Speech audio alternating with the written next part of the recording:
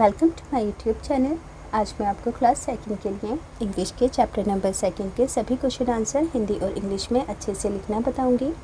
देखो, इससे पहले वाली वीडियो में मैं आपको पूरा ही ये चैप्टर हिंदी और इंग्लिश में अच्छे से समझा चुकी हूँ। तो यहाँ पर इस वीडियो में हम सिर्फ इस चैप्टर के क्वेश्चन आंसर हिंदी इंग्लिश में लिखना समझेंगे।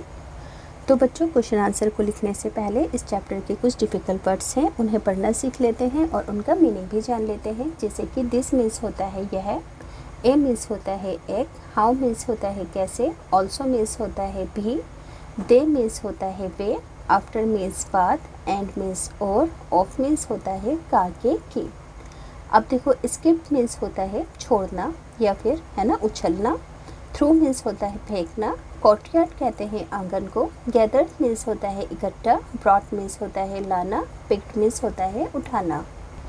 अब बच्चों, पेज नंबर 13 से इस चैप्टर के क्वेश्चन आंसर स्टार्ट है। पहला क्वेश्चन है, what games do you like to play with your friends?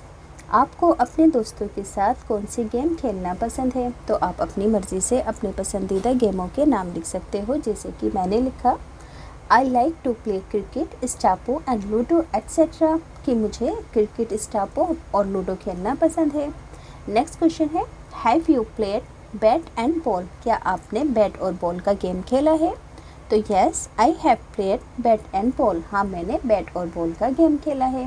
Next question है, Babli made a ball. Babli एक बॉल बनाती है यूजिंग अ फ्यू रैग्स, कुछ कतरनों का, कपड़े के टुकड़ों का इस्तेमाल करके, कागज़ का, ऊन का और रस्सी का, है ना। Have you try to play a game using the things around you? क्या आपने कभी ऐसा गेम खेलने की कोशिश की है अपने आसपास की चीज़ों का इस्तेमाल करके? अराउंड मीन्स होता है बच्चों आसपास। What did you play? आपने क्या खेला था? Name the things that you use to play, और उस चीज़ का नाम बताओ जो आपने खेलने में इस्तेमाल की थी। तो यहाँ पर देखो, मैंने लिखा है आई प्ले गट्टे। मैंने गट्टे का गेम खेला था with the help of little stones, छोटे छोटे पत्थरों की मदद से। अब देखो बच्चों, read page number 10 to 11 of the story again. आपको दोबारा से इस स्टोरी का पेज नंबर 10 और 11 पढ़ना है। And number the following sentence in their correct order. आपको इन सभी सेंटेंस को इनके करेक्ट ऑर्डर में लिखना है, यानी कि सबसे पहले क्या हुआ था और सबसे एंड में क्या हुआ था। तो देखो, सबसे पहले, Jeet got ready to throw the ball. Jeet ball को फेंकने के लिए तैयार था। फिर सेकंड नंबर पर, Jeet throw the ball. Jeet ने बॉल को फेंका। थर्ड नंबर पर, Babli hit the ball. Babli ने बॉल को हिट किया। फोर्थ नंबर पर, the ball went into Mohit's garden. Ball Mohit के गार्डन में चली गई। पाँचवें नंबर पर, दे लॉस्ट द बॉल। उन्होंने अपनी बॉल को खो दिया। तो इस तरीके से बच्चों, आपको इन सभी लाइंस को अरेंज करना है कि कौन सी बात पहले हुई थी, फिर उसके बाद क्या हुआ था, और फिर सबसे लास्ट में क्या बात हुई थी। पेज नंबर 14 पर आएंगे। Read the words below each picture. Her picture के नीचे जो वर्ड है आपको उसे रीड करना है। जैसे कि यहाँ पर लिखा है, an egg, an engine, an elephant. अब देखो, यहाँ पर ध्यान रखने वाली बात क्या है कि इन सभी के आगे एन लगा है। सभी वर्ड्स के आगे क्या लगा है? एन। तो बच्चों, एन ना हमेशा वोवल साउंड में लगाया जाता है, यानी कि जो कोई भी वर्ड AEIOU से स्टार्ट होता है उसके आगे हमेशा एन लगता है। जैसे कि ई है ना, ई क्या है? वोवल साउंड है, तो वोवल साउंड से पहले हमेशा एन लगाया जाता है, याद रहेगा। अब देखो, जैसे कि आगे है, ए पेन, ए पेंसिल और ए बेल। अब देखो, यहाँ पर एन नहीं लगा है क्योंकि यहाँ पर वोवल साउंड नहीं है। तो जहाँ पर वोवल साउंड नहीं होती है उस जगह पर वर्ड से पहले ए लगाया जाता है। इसी तरीके से, ए कैटल, ए हैन और ए वेल। तो यहाँ पर भी तीनों में ही वर्ड से पहले ए लगा है, एन नहीं लगा है। तो एन का इस्तेमाल यहाँ पर क्यों नहीं हुआ है? क्योंकि यहाँ पर वोवल साउंड नहीं आ रही है, यानी कि कोई भी वर्ड AEIOU से स्टार्ट नहीं हो रहा है। पेज नंबर 15 पर आएंगे। Right the name of the children in the story. Children के अंदर बच्चों का क्या नाम था? तो जीत और बबली नाम था।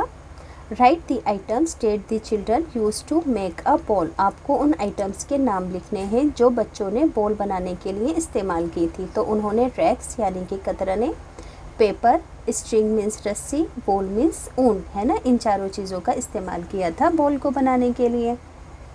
नेक्स्ट है, write the opposite of the following words.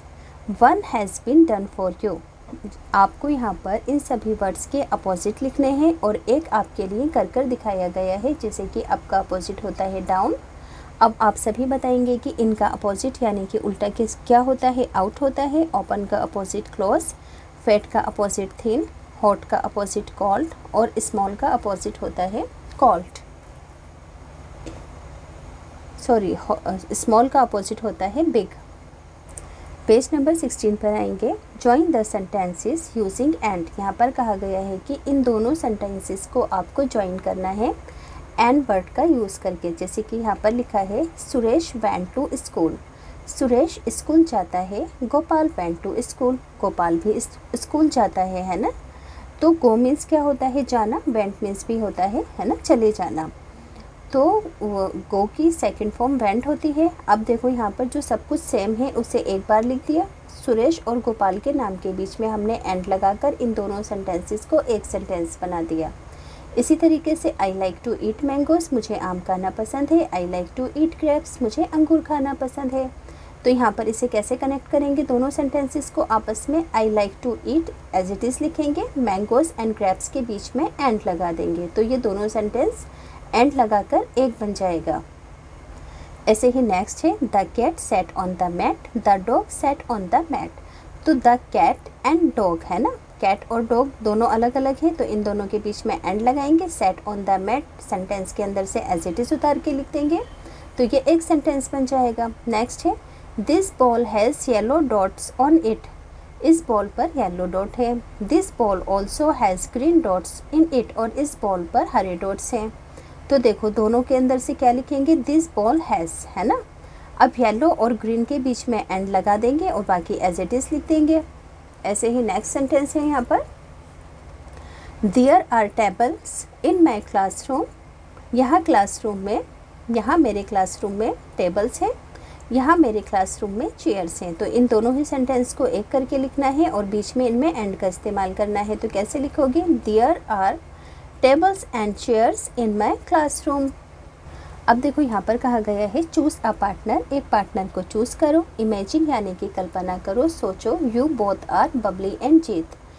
आपको क्या सोचना है कि आप दोनों, आप और आपका पार्टनर एक बबली है और एक जीत है। इनएक्ट द स्टोरी यानी कि इस पूरी ही स्टोरी को एक्ट करके दिखाना है आपको। You may use some words from the story for dialogues. आप इस स्टोरी के अंदर से कुछ वर्ड्स का इस्तेमाल कर सकते हैं डायलॉग बोलने के लिए। तो यहाँ पर आप अपना अपना पार्टनर चूज़ कर इस स्टोरी को दोबारा से इनैक्ट करेंगे, यानी कि इसको अभिनय कर दिखाएंगे। अब देखो यहाँ पर बोला गया है आस्क योर ग्रैंड पेरेंट्स और पेरेंट्स, यानी कि अपने दादा दादी, नाना नानी या पेरेंट्स से पूछो about a game that they had play in their childhood, उन गेम्स के बारे में जो वो अपने बचपन में खेला करते थे। The next day speak about it in the class, और फिर अगले दिन इन गेम्स के बारे में आपको अपने क्लासरूम में बताना है।